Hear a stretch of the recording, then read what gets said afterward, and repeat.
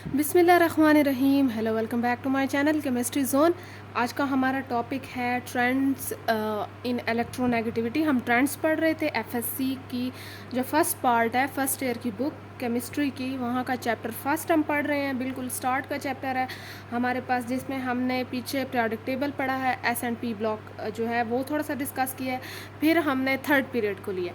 According to syllabus आपका third period elements जो हैं उनको हमने स्टडी करना है, डीपली स्टडी कर रहे हैं। ट्रेंड्स वगैरह देखेंगे, उनके रिएक्शंस वगैरह देखेंगे, उनकी प्रॉपर्टीज़ वगैरह देखेंगे। तो हमने पहले दो जो थे ट्रेंड्स पढ़ लिए थे, जिसमें हमारे पास एक आयनाइजेशन एनर्जी आ रहा था और दूसरा एटॉमिक रेडियाई था, मीन्स के एटॉमिक रेडियस। ठीक है, अब हमारे पास थर्ड जो है वो ट्रेंड आ रहा है इलेक्ट्रोनेगेटिविटी का, और फिर उसके बाद हम पढ़ेंगे इलेक्ट्रिकल कंडक्टिविटी, साथ में मेल्टिंग बॉइलिंग पॉइंट। बस आपके इतने ही ट्रेंड्स हैं, आपके 5 ट्रेंड्स यहाँ दिए गए हैं। ठीक है, अब देखें कि आपके पास सबसे पहले इलेक्ट्रोनेगेटिविटी होती क्या है। मैंने यहाँ थर्ड पीरियड एलिमेंट लिख दी हैं कि आपको थोड़ा सा याद हो जाए कि कौन कौन से थे।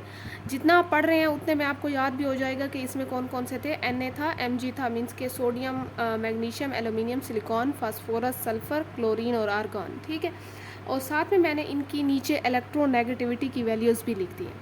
आर्गॉन की हमारे पास नहीं होती क्योंकि ये नोबल गैस और स्टेबल है। ठीक है, अब इलेक्ट्रोनेगेटिविटी को समझने के लिए, इसके ट्रेंड को समझने के लिए सबसे पहले आपको ये पता होना चाहिए कि हमारे पास इलेक्ट्रोनेगेटिविटी है क्या चीज़। Electronegativity is the measure of a tendency of an atom to attract the bonding pair of electrons.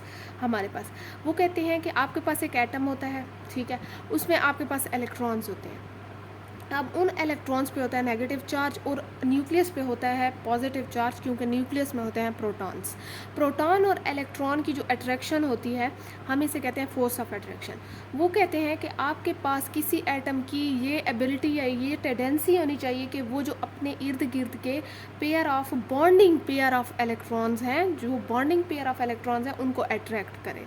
ठीक है, अब देखिए कि आपके पास अगर कोई पूछता है कि सबसे नेगेटिव एटम जो है वो पीरियोडिक टेबल में कौन सा है, तो आप बता सकते हैं कि फ्लोरीन सबसे ज़्यादा इलेक्ट्रोनेगेटिव एटम है और इसकी वैल्यू 4.0 है। ठीक है, यहाँ पे देखें कि आपके पास ये बार ग्राफ शो किया गया है, जिसमें आपके पास क्या दिखाया गया है, इलेक्ट्रोनेगेटिविटी का जो है इंक्रीज़ दिखाया गया है, कि इसमें इंक्रीमेंट दिखाई गई है, तो आप कह सकते हैं कि उसका ट्रेंड दिखाया गया है। ठीक है, यहाँ से देखें कि आपके पास मुसलसल इंक्रीज़ हो रहा है, मींस कि आपके पास इलेक्ट्रोनेगेटिविटी की वैल्यू इंक्रीज़ हो रही है। मैंने सिर्फ क्लोरीन तक लिखा है क्योंकि हमारे पास आर्गॉन की वैल्यू ही नहीं है, तो मैंने उसको एक्सक्लूड कर दिया।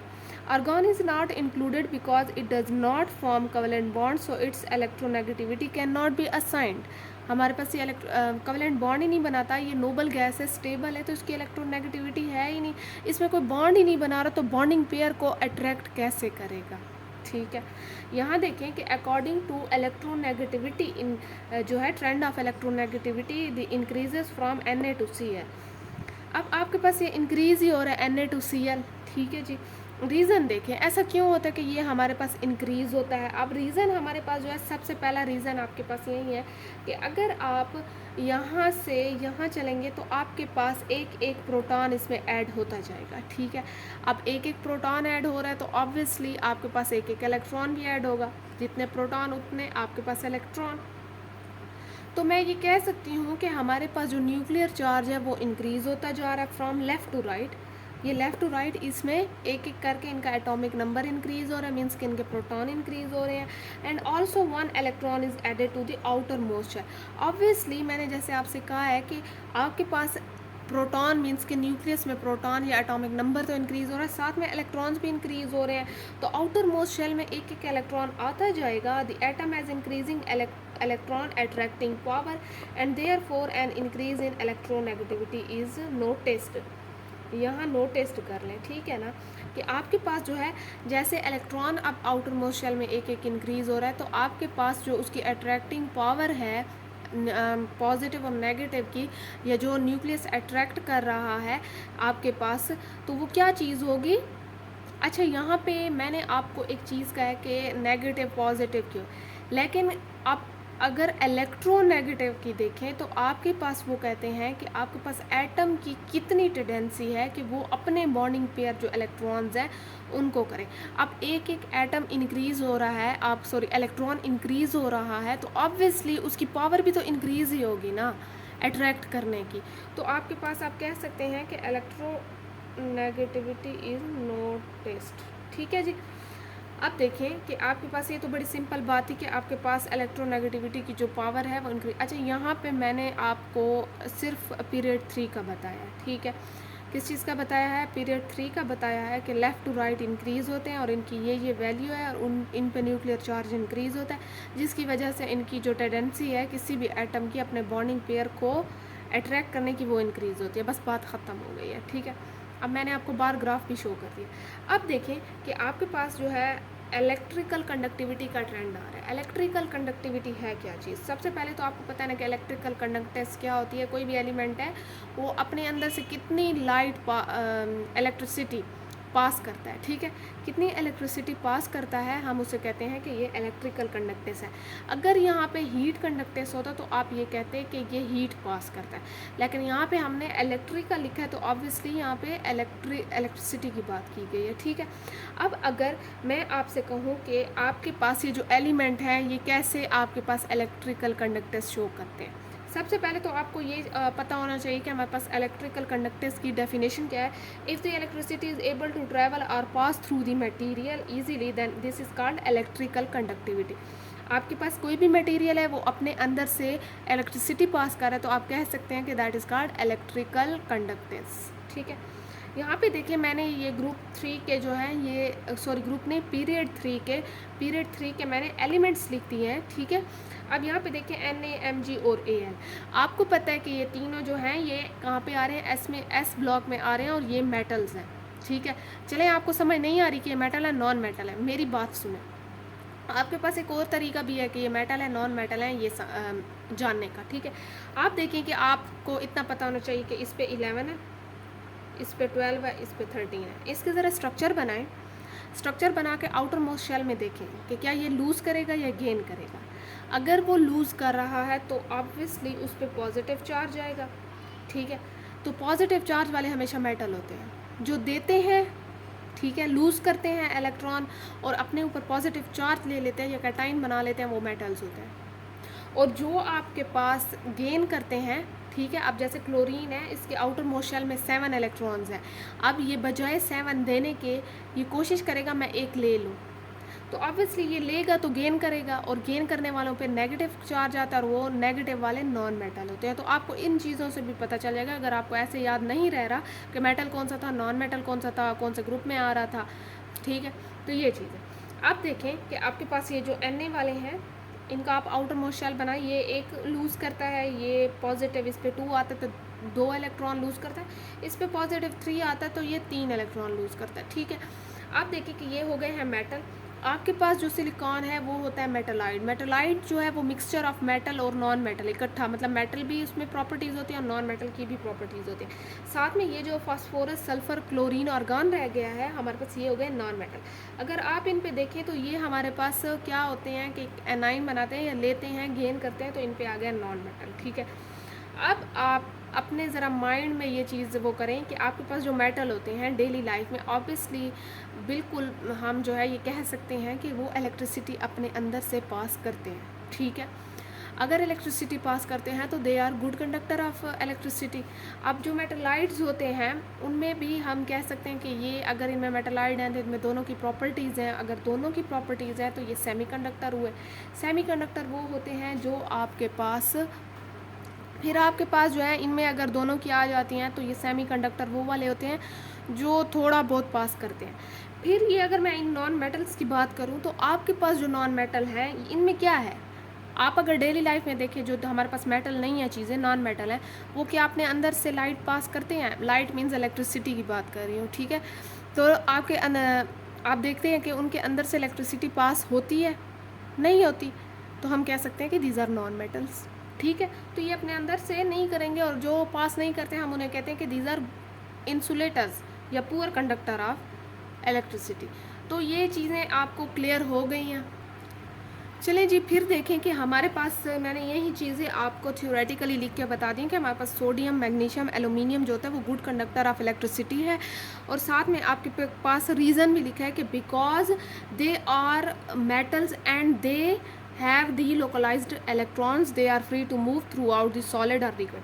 आपको पता है कि मेटल्स जो होते हैं उनमें हमारे पास डी लोकलाइज्ड इलेक्ट्रॉन्स होते हैं, जिसकी वजह से वो उनके जो इलेक्ट्रॉन्स होते हैं वैलेंस इलेक्ट्रॉन वो फ्रीली मूव कर रहे होते हैं। तो फ्रीली मूव ऐसे करते हैं कि अगर आप इनके अंदर इलेक्ट्रिसिटी पास करेंगे तो ये इलेक्ट्रिसिटी अपने अंदर मतलब उसी डायरेक्शन में आके ये इलेक्ट्रिसिटी पास जो है करने की इजाज़त दे देंगे या अलाउ कर देंगे, ठीक है। अब अगर मैं SI की बात करती हूँ, मीन्स के सिलिकॉन की बात करती हूँ, तो मेरे पास ये मेटालॉइड है, तो हमारे पास ये सेमीकंडक्टर होता है, ठीक है। अब सेमीकंडक्टर जो है वो क्यों होता है, क्योंकि ये इसकी प्रॉपर्टीज़ इसमें बोथ मेटल और नॉन मेटल की होती हैं। मीन्स के थोड़ा बहुत, सेमी का मतलब होता है आधा, कुछ ना कुछ वो पास करेगा, ठीक है, इतना ज़्यादा नहीं ना इतना कम। तो इसमें भी हमारे पास मेटालॉइड है, वहाँ से भी मिक्सचर है, तो यहाँ से भी मिक्सचर ही होगा। आप देखिए कि हमारे पास फास्फोरस, सल्फ़र, क्लोरीन और आर्गन की बात आ रही है, तो ऑब्वियसली ये हमारे पास क्या चीज़ है, ये डू नॉट कंडक्ट इलेक्ट्रिसिटी कह सकते हैं, या पुअर कंडक्टर ऑफ इलेक्ट्रिसिटी कह सकते हैं, या आप इंसुलेटर भी कह सकते हैं। Because they are non metal, they have a simple molecular structure, they have no mobile electrons, means के हमारे पास इनके डीलोकलाइज इलेक्ट्रॉन्स नहीं होते, ठीक है। यहाँ पे इतनी बात क्लियर हो गई है। आई होप सो आपको इलेक्ट्रिकल कंडक्टिविटी तो अच्छे से समझ आ गई होगी। हमने ये पीरियड थर्ड की इलेक्ट्रिकल कंडक्टिविटी को डिस्कस कर लिया। अब चलते हैं आखिरी ट्रेंड की तरफ। आपके पास मेल्टिंग और बॉइलिंग पॉइंट है। आपको पता है कि आपके पास मेल्टिंग क्या होती है, कि ऐसा टेम्परेचर जिस पे सॉलिड मेल्ट हो ना, घुलना शुरू कर दे, that is called its melting point.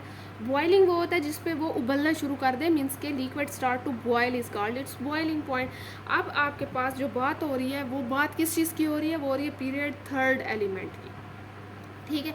अब हमने पीरियड 3 को देखा है। हमारे पास जो पीरियड 3 है उसमें कौन से एलिमेंट्स थे, हमारे पास ये वाले एलिमेंट्स थे।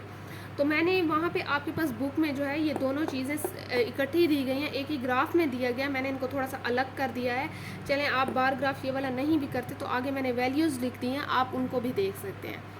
बस आप जो है मेन कॉन्सेप्ट लें, इसमें कोई इतना वो नहीं है। यहाँ पे देखिए मेरे पास जो है Na मैग्नीशियम जो है वो इंक्रीज़ हो रहा है, यहाँ पे एल्यूमिनियम सिलिकॉन जो है वो बहुत ज़्यादा इंक्रीज़ हो गया। इनके अपने रीजंस है कि ऐसा क्यों हुआ है। फिर यहाँ पे देखें कि ये मेरे पास जो है सल्फ़र पे थोड़ा सा इंक्रीज़ हो रहा है, फिर मेरे पास जो है डिक्रीज़ होना स्टार्ट हो गया। तो मेरे पास बॉइलिंग पॉइंट भी जो है सिलिकॉन पे बहुत ज़्यादा हो गया, फिर उसके बाद ये डिक्रीज़ होना स्टार्ट हो गया, ठीक है। अब आगे इनकी जो है आप इनको बार ग्राफ को अच्छे से देख लें कि हमारे पास जो ट्रेंड थोड़ा बहुत ब्रेक हो रहा है वो कहाँ पे हो रहा है। अच्छा जी, यहाँ पे जो है आप एक चीज़ गौर से देखें, हमारे पास जो है ये वैल्यूज़, ये हमारे पास एलिमेंट है, ये हमारे पास एटॉमिक नंबर लिखा हुआ है, मेल्टिंग पॉइंट और बॉइलिंग पॉइंट। यहाँ पे देखिए सबसे ज़्यादा आपको सिलिकॉन की जो है वो दिखाई देगी। अगर आप पीछे वाली चीज़ें रिवाइज करें तो हमारे पास सिलिकॉन क्या चीज़ थी, मेटालाइट था, ठीक है, सेमीकंडक्टर या मेटालाइट। बॉइलिंग और मेल्टिंग पॉइंट के लिए आपको जो चीज़ देखनी होगी वो होगी फोर्स ऑफ अट्रैक्शन, ठीक है, या आपने उनकी बॉन्डिंग चेक करनी होगी, क्योंकि हमारे पास किसी चीज़ को मेल्ट करना या बॉयल करना, उसके बॉन्डों को तोड़ना है, मतलब कि आप उसके बॉन्ड्स को तोड़ रहे हैं, तो आपने उनकी केमिकल बॉन्डिंग को चेक करना है।